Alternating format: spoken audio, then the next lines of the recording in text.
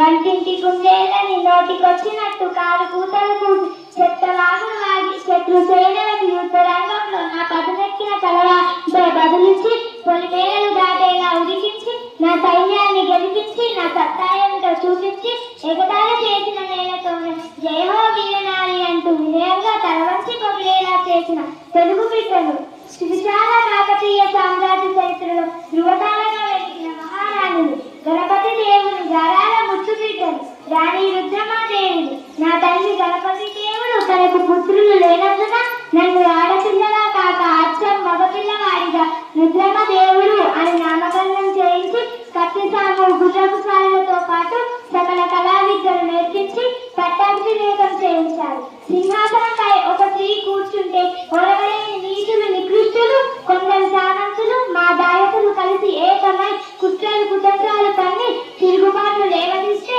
నా బుద్ధిశక్తితో త్రియత్తుతో అన్నిటినీ సమర్థవంతంగా అణిచివేసి తెలుగు జాతినంతా ఏకం చేసి దక్షిణ పథంలోని సువిశాల సామ్రాజ్యాన్ని స్థాపించిన వీరనారి మనని రుద్రమాదేవిని నేను యుద్ధ రంగంలో కాలు మోపితే శత్రువులు తోక ముడుస్తారు. నా వీర గర్జన వింటే వాళ్ళ పై ప్రాణాలు కాలేకపోతారు. రణరంగంలో ఎటు చూస్తే అటు నేనే వీర విహారం చేస్తుంటే శత్రువులు గడగడ వణికిపోతారు. నా 20 ఏళ్ల పరిపాలన కాలంలో వారు కల్లుకు అనే మహా సామ్రాజ్యాన్ని విస్తరించడమే కాక కళలకు కానాసి గారుగా తీర్చిదిద్దాను. ఈ కాకతీయ సామ్రాజ్యంలో రుద్రమా పరిపాలన ఒక సవర్ణ యుగంగా మలిచాను.